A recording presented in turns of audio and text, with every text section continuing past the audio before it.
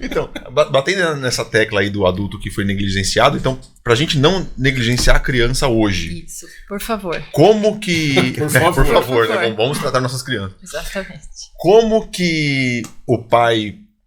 O que o pai tem que prestar atenção hoje e qual que é a possibilidade, se é que tem, né? Uma possibilidade de cura ou reversão ou atenuar esse quadro se você identificar cedo? Como funciona essa questão? Eu vou falar primeiro do TEA, tá? Então. Geralmente, o primeiro sintoma, o mais evidente, é atraso da fala, tá? É uma criança que demora a falar. Na medicina, na neuropediatria, na pediatria, existe uma escala, que é a escala de evolução, de desenvolvimento da criança, tá? Então, existe assim, ó, é normal falar palavras até 1 ano e 6 meses. Não falou palavras com 1 ano e 6 meses, está errado. O seu filho precisa de uma avaliação. A criança precisa juntar 2 a 3 palavras para formar frases curtas com até 2 anos. Passou disso... Tá errado, precisa de avaliação, tá? É uma coisa que eu insisto bastante, porque às vezes o pediatra que não tem essa experiência em relação à parte de neuropediatria, ele negligencia um pouco, tá? Óbvio que não são todos os colegas, mas eu escuto com alguma frequência, mas eu sempre falei pro pediatra, o pediatra falava que era normal. Já escutei, eu levei no otorrino, o otorrino falou que a criança podia falar até 4 anos. Não, é errado. Caraca. Tá errado. Puta, certo? Cara, olha que doideira isso, que doideira, porque assim, atrasa um diagnóstico que os pais viram que tinha alguma coisa diferente e procuraram quem deveria saber. Vai um profissional e falou, quem deveria ajudar, né? Atrapalhou. E o cara trabalhou, exatamente. Aproveita que ele não fala aí, ó, não enche muito o saco. Ele vai, deixa a criança falar com 7 anos. E o problema é que não vai tratar no tempo certo, né? No tempo certo. Você já vai prejudicando mais ainda, né? Então, assim, o principal, o sintoma mais evidente que a gente vê mais precocemente, geralmente é a questão do atraso de fala, tá? Então, o seu filho está com atraso de fala, leve ele ao pediatra, converse. Se o pediatra achar que não tem nada demais, procura um neuropediatra, procura um fonoaudiólogo. Eu acho que isso é o principal, tá? E começar a perceber comportamentos, porque não falar não quer dizer não se comunicar, correto? As pessoas... Pois é. Afasia. E aí tem aquele lance, né? A criança faz isso assim, já sabe que é água, vai lá, pega a água e não deixa a criança falar. Exatamente. Mas você fez uma coisa importante, o apontar. O apontar é se comunicar. Sim. A criança dentro do espectro autista, ela pode ter dificuldade não só na comunicação verbal, o que eu estou fazendo com vocês, mas na comunicação não verbal. Tá?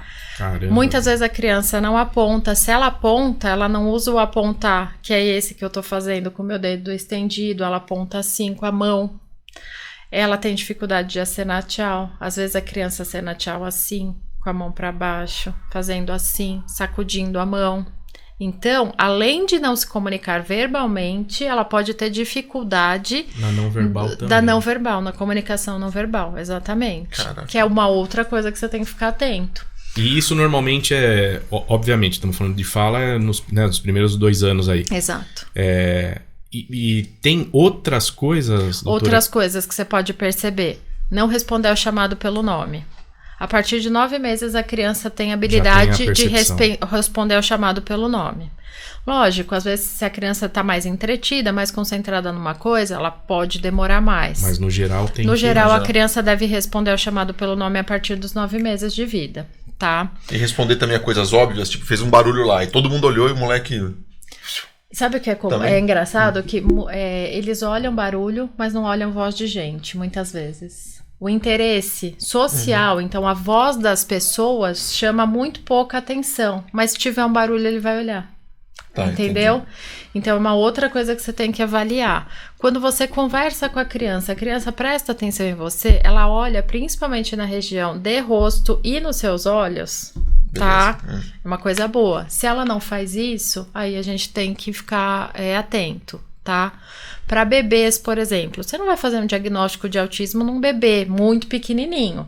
Porém, as mães falam retrospectivamente, por exemplo, que no momento da amamentação, a criança até pode ter dificuldade no contato visual com a mãe.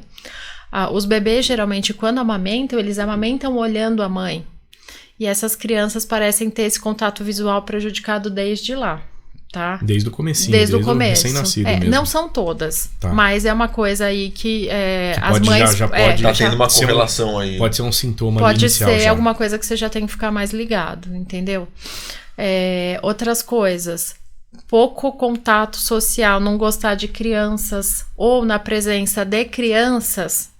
A criança até se interessa pelo brinquedo, mas não em compartilhar a brincadeira. E se compartilha a brincadeira mais ativa, então de pega-pega, de correr. Mas uma brincadeira de sentar e compartilhar casinha, boneca, carrinho, pode ser mais custoso que a criança faz e às vezes não faz de jeito nenhum. Tá?